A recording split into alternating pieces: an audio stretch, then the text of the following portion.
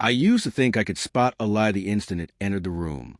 Maybe that's why her betrayal hit me like something invisible, something cold and quiet that I never saw coming. Her name was Claire. 7 years together, 4 of them married, and in all that time, I truly believed I could read her. The way she sighed, the pause between her words, even the subtle shifts in her smile. I thought I knew her heart. I was wrong. Like all endings, it started small. Her tone changed when she said my name. Her phone became something she clung to, always in her hand. Late nights at work turned into a pattern that didn't add up.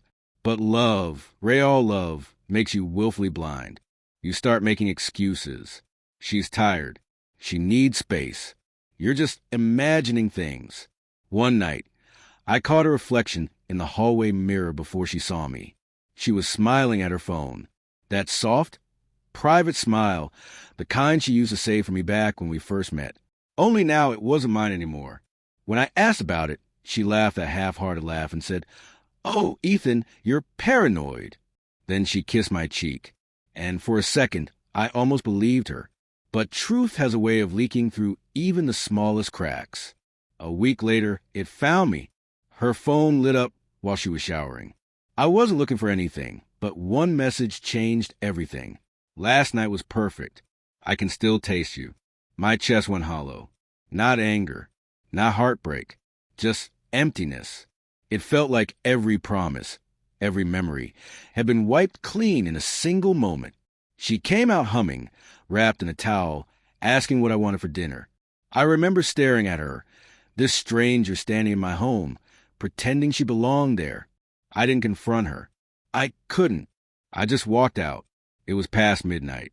The wind cut through my jacket as I walked aimlessly through the cold. Because if I'd stayed, I would have broken.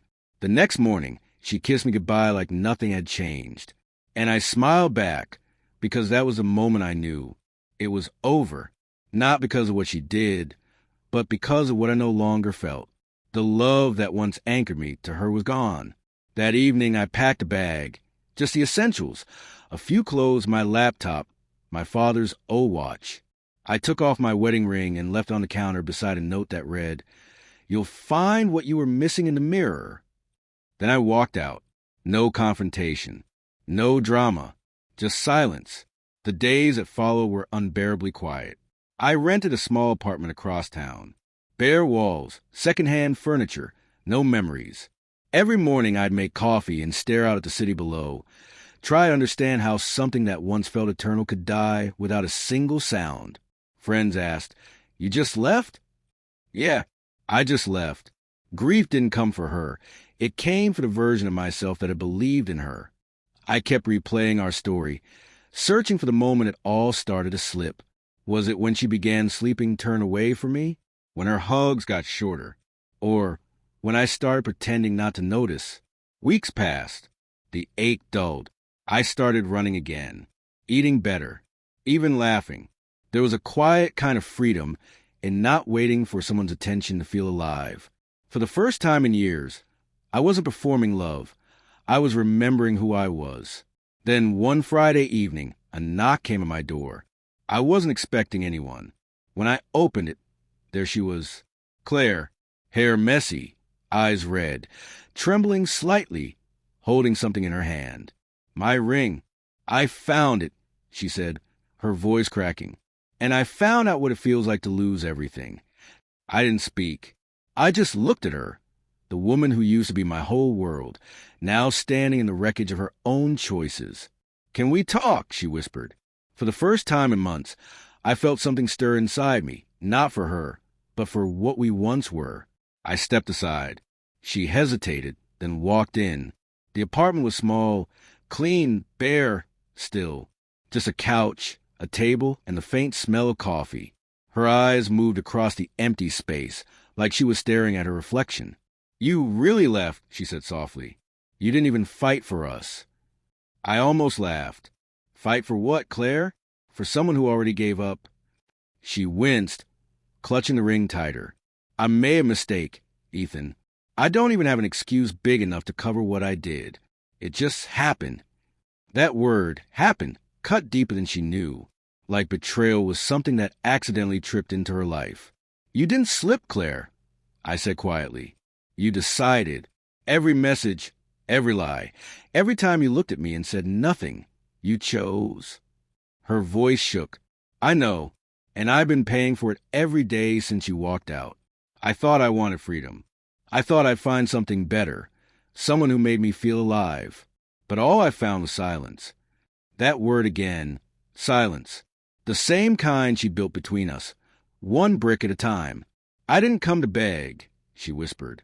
I just needed to tell you, I understand now what I threw away. You loved me in ways I never saw, until they were gone. Her words lingered in the air, heavy and sincere. I looked at her and saw the sorrow, the confusion of someone trying to rebuild something they destroyed with their own hands. I remembered how her laughter used to fill every corner of our home, how her hand used to find mine without thinking. Once, those memories were warm. Now they were ghosts. I spent weeks hating you, I said quietly, not because you cheated, but because I kept wondering what I did wrong to make you forget us. Then one morning I realized it wasn't me. You were gone long before I left. Tears rolled down her cheeks. Is there really no way back? I didn't answer right away. She still didn't understand. This wasn't about revenge. It was about peace, the kind that doesn't need to prove anything. I'm not angry anymore, I finally said. That's how I know it's over. Her breath hitched. You don't love me anymore. I shook my head slowly.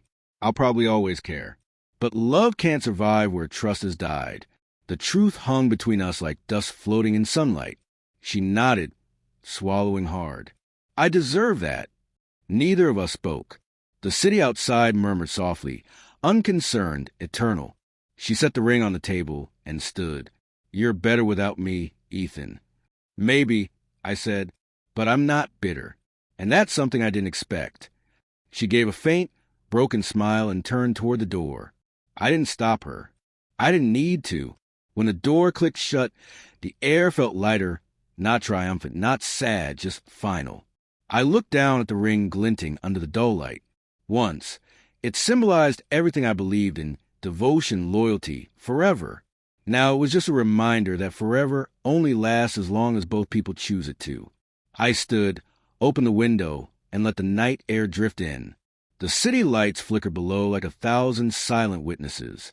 Somewhere out there, Claire was probably crying, regretting, rewriting our story in her mind.